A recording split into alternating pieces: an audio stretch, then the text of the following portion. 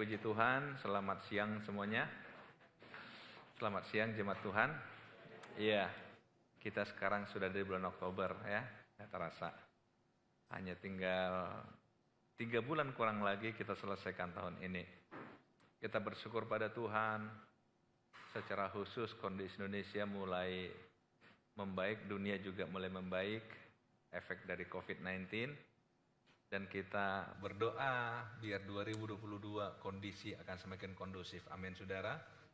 Sehingga saudara bisa lebih leluasa beraktivitas. Saudara-saudara, pada hari ini saya ingin mengajak kita merenungkan tentang kehidupan yang seutuhnya. Hidup seutuhnya itu seperti apa sih? Saya tidak tahu bagaimana saudara mengenal hidup saudara atau bagaimana saudara memahami namanya hidup ini. Apakah saudara merasa sudah seutuhnya memahami hidup ini atau menghidupi hidup ini seutuhnya? Saudara-saudara, saya berulang kali katakan kepada saudara bahwa saya sangat suka belajar namanya kehidupan. Belajar hidup ini ya. Saudara-saudara, hidup ini, kita ini manusia, kita ini selalu punya keinginan, selalu punya kehendak. Ketika keinginan kita, kehendak kita itu enggak terpenuhi, maka itu akan jadi masalah bagi kita. Jadi namanya masalah, persoalan adalah segala sesuatu yang tidak sesuai dengan keinginan kita. Tidak sesuai dengan apa yang kita inginkan, yang kita lihat tidak sesuai dengan apa yang kita inginkan, yang kita dengar tidak sesuai dengan apa yang kita inginkan, yang kita rasakan tidak sesuai, maka itu jadi bermasalah bagi kita. Namanya bermasalah akan menjadi gangguan bagi hati kita, gangguan bagi pikiran kita dan seterusnya. Dan kalau itu terjadi, motivasi hidup kita juga terganggu, semangat hidup juga terganggu, dan segalanya terganggu. Tetapi secara khusus pada hari ini, saya ingin mengajak kita bahwa sesungguhnya kita harus memahami hidup ini seutuhnya. Jadi tidak parsial, tidak sebahagian, tidak hanya bagian-bagian kecil di hidup ini. Tapi mari kita lihat bahwa manusia itu manusia yang utuh. Itulah yang membedakan manusia dengan makhluk lain seperti hewan. Hewan dia punya tubuh, dia punya jiwa, tapi tidak punya pikiran, tidak punya roh. Karena nggak punya roh, nggak punya pikiran. Karena itu saudara, mau segede apapun hewan, bisa dikalahkan oleh manusia, sekecil apapun manusia itu. Karena manusia tidak memimpin dengan otot, tapi dengan otak, dengan pemikirannya. Saudara-saudara, ada satu peristiwa di Alkitab, saya ingin mengajak saudara belajar dari hal ini, di Matius pasal 22. Di Matius 22, di sana ada satu peristiwa, ayat 34, ketika orang-orang Farisi mendengar bahwa Yesus telah membuat orang-orang Saduki itu bungkam, berkumpullah mereka. Saya mau jelasin dulu, apa sih Farisi? Farisi ini, kalau saudara baca di Alkitab, itu adalah kelompok orang yang merasa hidupnya itu sangat kudus. Mereka mengaku atau mengklaim diri adalah kelompok orang-orang yang bisa melakukan hukum Taurat secara sempurna. Sehingga sikap hidup mereka itu sangat eksklusif, saudara. Karena begitu eksklusif, maka mereka menuding orang-orang di luar mereka itu nggak murni. Di kelompok Yahudi ada banyak kelompok, ada juga namanya kelompok Saduki. Saudara lihat di sini, orang-orang Saduki. Orang Saduki juga itu adalah satu kelompok lagi, kelompok lain lagi di kalangan orang Yahudi. Nah, antara Saduki dan Farisi, perbedaan ajaran mereka paling menyolok adalah tentang kebangkitan orang mati. Karena bagi orang Saduki, mereka nggak percaya orang mati selesai, nggak ada kebangkitan. Orang Farisi bisa percaya. Nah, ahli Taurat siapa lagi ini? Karena dikatakan di sini, dan seorang dari mereka seorang ahli Taurat. Ahli Taurat adalah orang-orang yang memfokuskan diri belajar hukum Taurat. Dan ahli Taurat inilah dengan kelompoknya itu, 10 hukum Taurat itu, mereka pecah-pecah menjadi ribuan butir kecil. Sehingga saudara, mereka menuntut setiap orang pada masa itu harus melakukan ribuan aturan, ribuan peraturan yang harus dilakukan. Termasuk makan harus cuci tangan dan sebagainya. Cara melangkah juga bagaimana, cara berjalan bagaimana. Jangan-jangan di sana pun ada tersenyum pun harus diatur. Jangan-jangan, saya nggak baca sih. Jadi orang-orang ini adalah kelompok-kelompok yang sebenarnya nggak pernah utuh. Tetapi begitu menghadapi Yesus, mereka ini menyatu. Biasa, mereka disatukan oleh musuh yang sama. Bukan oleh doktrin yang sama, bukan oleh ajaran yang sama, tapi oleh kepentingan yang sama. Karena mereka merasa Yesus ini datang memporak-porandakan ajaran mereka. Kalau saudara baca dalam ayat sebelumnya, itu orang Saduki mulai mendebat Yesus atau mulai memancing Yesus. Apa pendapat Yesus tentang kebangkitan orang mati? Nah, setelah mereka dibungkam, maka orang Farisi di sini, seorang ahli Taurat dikatakan, mulai bertanya pada Yesus. Perhatikan, dan seorang dari mereka, seorang ahli Taurat, bertanya untuk mencobai dia.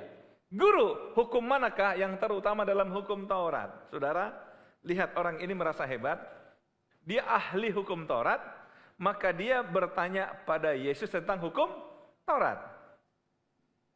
Kita sudah pasti paham arahnya kemana. Dia ingin mengetes Yesus, seberapa sih dalamnya pengetahuan Anda tentang hukum Taurat. Karena dia ahli Taurat. Tadi saya katakan 10 hukum itu mereka sudah jabarkan dalam butir-butir kecil. Yang 10 itu sudah menjadi banyak sekali aturan. Saudara-saudara, mereka ingin, atau orang ini ingin mengajak Yesus berdebat. Apa pendapatmu tentang hukum Taurat itu? Yang mana yang lebih utama? Dari 10 hukum ini, mana paling utama? Saudara, ahli Taurat ini, para ahli Taurat, membuat hukum Tuhan itu bukan semakin simpel, tapi semakin rumit. Itulah manusia. Manusia membuat aturan hidup itu semakin rumit, saudara. Bukan semakin simpel. Betul enggak? Kita ini contohnya, kita hidup, itu harus berhadapan dengan enggak tahu berapa banyak aturan. Bahkan banyak aturan yang kita belum pernah dengar. Tapi tiba-tiba udah ada aturannya itu. Itulah hidup, saudara. Diatur dengan peraturan, dengan hukum. Nah, Yesus mulai ditantang dari sekian banyak hukum, menurutmu yang mana yang paling utama? Nah, saudara-saudara, menarik. Yesus menjawabnya, ayat 37, jawab Yesus padanya, kasihilah Tuhan Allahmu dengan segenap hatimu, dan dengan segenap jiwamu, dan dengan segenap akal budimu. Itulah hukum yang terutama dan yang pertama. Saudara lihat, tadi saya katakan ahli Taurat membuat 10 hukum menjadi banyak sekali, tapi Yesus justru meringkas, yang 10 aja diringkas lagi sama Yesus. Jadi Yesus itu berpikirnya simpel. Tuhan ingin kita ini simpel dalam berpikirnya. Tuhan sebenarnya tidak pernah punya keinginan membuat terlalu banyak aturan di hidup ini. Kita coba lihat dari awal ya. Ketika Tuhan ciptakan Adam dan Hawa, kan hanya simpel aja aturannya. Ini boleh dimakan, ini nggak boleh. Selesai, betul?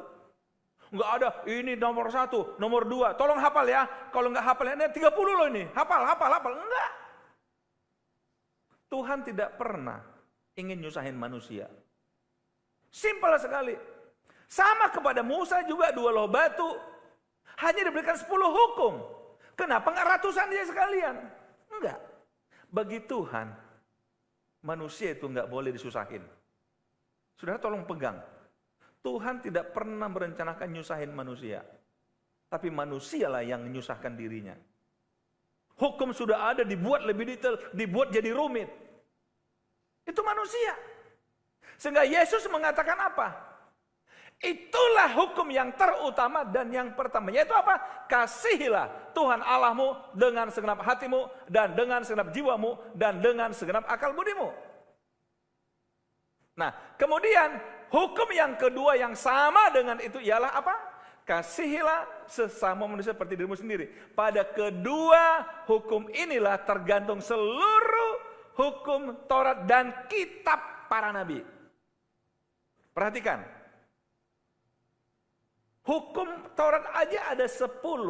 Yesus ringkas jadi 2. Dan ternyata Yesus katakan yang 2 ini bukan hanya ringkasan hukum Taurat, tapi juga ringkasan apa? Kitab para nabi. Artinya apa? Dari Kejadian sampai Maleaki. Hanya 2 aja intinya. Kasihi Tuhan Allahmu dengan hatimu, jiwamu, akal budimu. Yang kedua, kasihi sesamamu manusia seperti dirimu sendiri. Simple, betul? Persoalan manusia itu punya ego, punya aku. Sehingga segala sesuatu kita arahkan kepada kita. Saya buat gambaran seperti ini. Ada aku. Aku, ego. Akhirnya kita ciptakan dalam akunya kita satu keinginan. Kita berimajinasi, maunya begini, maunya begini, maunya begini, maunya begini. Aku maunya begini, begini, begini. Akhirnya saudara, ketika kita mulai ciptakan untuk memuaskan akunya kita, egonya kita, maka kita akhirnya mencari Tuhan untuk memenuhi egonya kita. Itu sebabnya saudara, cari Tuhan pun orang sebenarnya fokusnya bukan untuk beribadah, tapi untuk memuaskan egonya dia. Untuk memuaskan egonya dia. Jadi saya sangat tidak kaget saudara kalau ada orang pindah-pindah agama, saya nggak kaget. Karena dia coba, kok agama ini tidak memenuhi ego saya ya? Dia pindah ke agama B. Nggak dapat juga, pindah ke agama C. Akhirnya balik lagi ke agama semula. Jangan kaget saudara. Itu masalah ego. Itu masalah ego. Jadi kalau kata, saya kok nggak puas dengan agama Kristen, silakan. Karena Anda sedang merancang sesuatu dalam pikiran Anda dan berharap Tuhan memenuhinya itu bagimu. Begitu nggak dapat, saudara tinggalkan Tuhan. Begitu juga dengan sesama. Saudara berharap orang lain memenuhi keinginan saudara. Begitu juga orang lain. Saudara perhatikan, terlalu memanjakan ego itu akan semakin nyusahin kita. Jadi banyak orang susah oleh karena pikirannya. Saya senang ada satu tulisan, pikiran ini bisa menjadi sahabat, tetapi juga bisa menjadi musuh. Setuju saudara? Pikiran kita bisa menjadi sahabat terbaik, tapi bisa menjadi musuh bebuyutan. Itu saya pernah baca satu tulisan. Masalah pikiran. Pikiran lagi. Saya ingin tanya, saudara di hidup saudara gimana? Apakah saudara masih berharap orang-orang bisa mengerti saudara? Orang-orang bisa memenuhi keinginan saudara? Orang lain, saya bedakan sesama adalah orang-orang yang saudara kenal. Orang lain saudara yang belum kenal. Tuhan, semua dipaksa. Saya. Termasuk ke gereja juga misalnya. Kamu dapat apa di gereja itu? Saya nggak dapat apa-apa. Nah, coba lihat, aku lagi kan. Kamu dapat apa di situ? Kok kamu teman sama dia sih? Memang kamu dapat apa dari dia? Nah, coba lagi. Mau dapat apa dari dia? Saudara, kadang-kadang tanpa kita sadari, kita ciptakan sebuah persoalan di pikiran kita.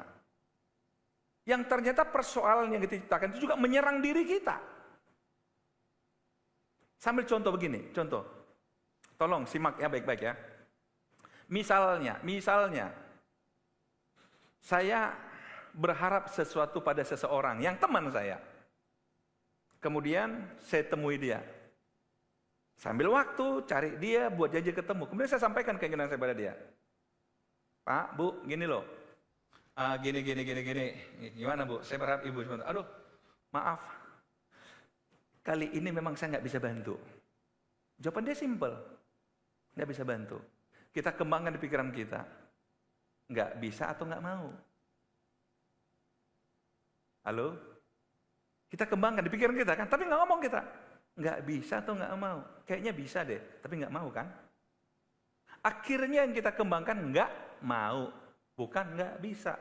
Kita pulang dengan kekecewaan, mentang-mentang, ya udahlah. Ya tahu, saya tahu. Hanya kita kembangkan itu masalah, mengganggu pikiran kita. Yang terganggu siapa? Kita atau dia? Halo? Orang itu terganggu nggak dengan pikiran kita? Yang terganggu siapa? Kita. Ini yang sekarang kita ciptakan sebuah masalah, kita karang sebuah masalah, akhirnya kita disusahin masalah yang kita karang itu. Berapa banyak sekali kita terjebak hanya gara-gara akunya kita ini. Egonya kita ini. Karena itu saya harus ulangi apa yang pernah saya katakan. Kalau saudara ingin tahu saudara sombong atau tidak, ukurannya gampang. Saudara gampang tersinggung, berarti saudara juga orang yang sangat sombong. Saudara gampang sakit hati, berarti sangat sombong. Kalau sedikit sakit hatinya, berarti sedikit sombong. Setuju?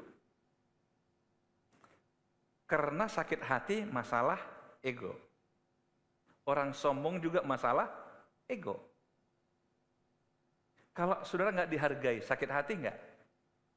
Kenapa sakit hati? Ego. Halo? Tolong catat. Jangan katakan, saya nggak sombong, cuma sering sakit hati. Oh, itu ukurannya.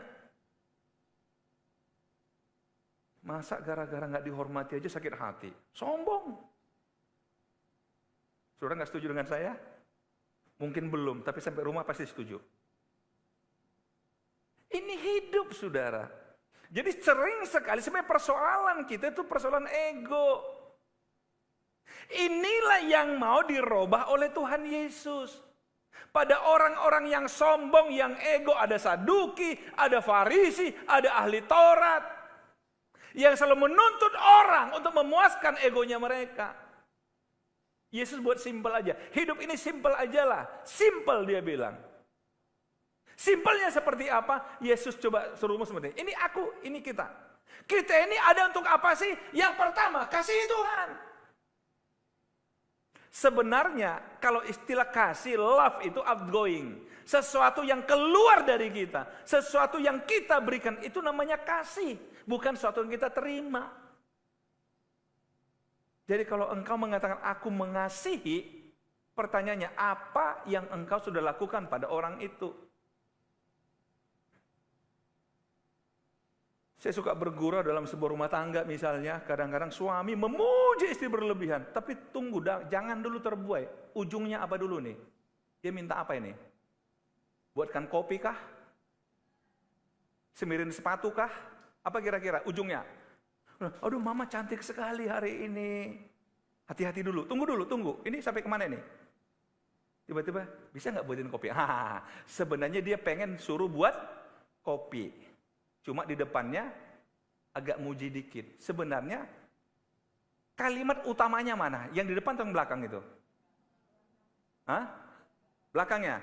Buatkan kopi ya? Harusnya, aduh mama cantik sekali, aku sayang banget. Tanya, mana buktinya? Gituin langsung, mana buktinya? Mana buktinya? Mana buktinya? Halo? Oke saudara? Jadi kalau bilang sayang, mana buktinya? Jangan meminta, memberi. Yesus katakan, kasihi Tuhan Allahmu. Selama ini, orang-orang Farisi, ahli Taurat menggunakan Tuhan untuk memuaskan ego mereka. Menggunakan agama untuk memuaskan ego mereka. Tapi Yesus balik, engkau yang harus melayani Tuhan. Engkau yang harus kasih Tuhan. Itulah hukum yang pertama dan yang terutama. Dengan segenap hati, jiwa, dan akal budi. Bisa katakan amin, saudara? Kasih Tuhan. Kalau kita bertanya, Tuhan saya dapat apa? Aduh, hari gini masih nanya begitu, kebangetan deh. Memang ini nafas dari mana? Saudara hidup hari ini karena apa? Mesti lagi nanya, Tuhan kasih apa sama saya? Waktunya mulai berpikir, aku mengasihi apa sama Tuhan? Aku kan mengasihi Tuhan. Mana buktinya, saudara? Mana buktinya? Aku mengasihi Tuhan. Nah ini sengaja Yesus sampaikan sekali lagi untuk membalas pertanyaan dari Farisi, Saduki, ahli Taurat yang fokus pada aku. Menggunakan agama untuk aku, menggunakan agama untuk menyerang orang. Belum lagi saudara tahu waktu itu Mereka menggunakan sesama jemaat untuk memuaskan ego mereka. Sekarang Yesus balik, hei orang Farisi, ahli Taurat, kalau kamu tahu, harusnya hidupmu ini berarti bagi sesamamu. Kasihi sesamamu.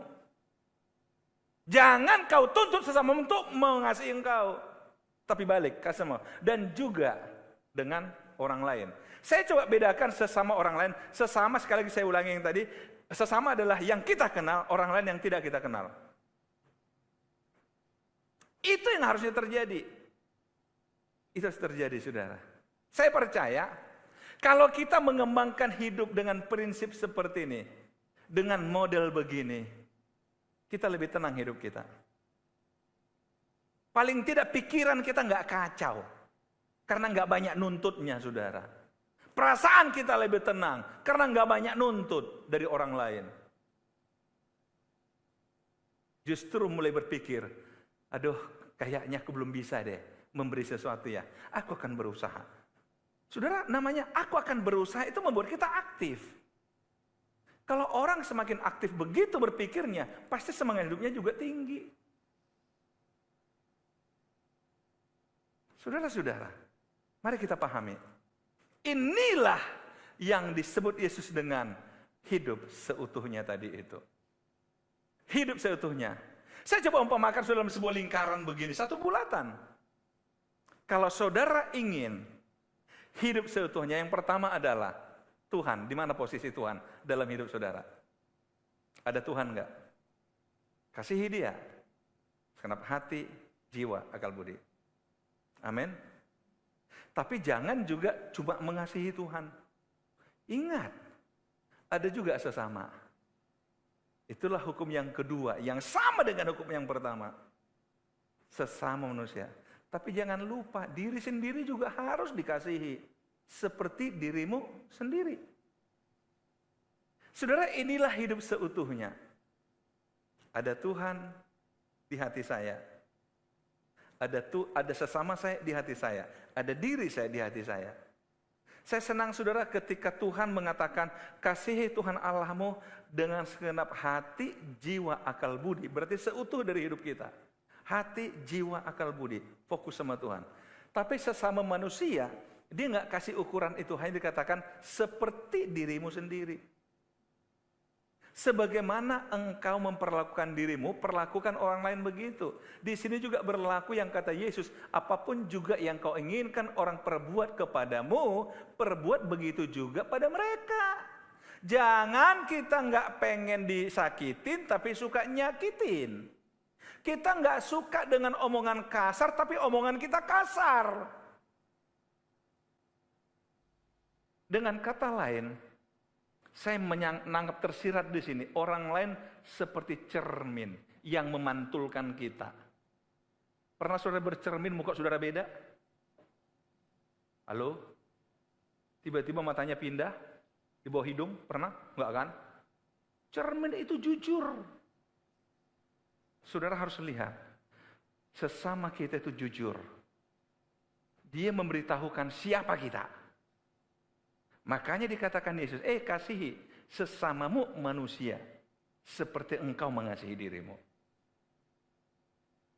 Saudara-saudara, 3 hal ini kita belajar. Saya sangat percaya kalau kita mau hidup seutuhnya, kemudian mulai memahami ini, saya mengasihi Tuhan. Dengan hati saya, dengan jiwa saya, dengan akal budi saya. Saya mengasihi kamu, saya mengasihi semua orang. Dan saya juga mengasihi diri saya. Amin, saudara. Ini akan menolong kita dalam hari-hari kita. Saya yakin disinilah gambaran yang dikatakan oleh Petrus, oleh Paulus. Maka damai sejahtera Allah yang melampaui segala akal akan memelihara hati dan pikiranmu. Kenapa kita mulai dengan mengasihi Tuhan? Kita memulai dengan menaruh Tuhan dalam hati kita, menaruh Tuhan dalam pikiran kita. Maka dia akan mengawal hati dan pikiran kita. Dan dia juga akan menolong kita bagaimana mengasihi sama dan mengasihi diri kita. Tuhan Yesus memberkati saudara.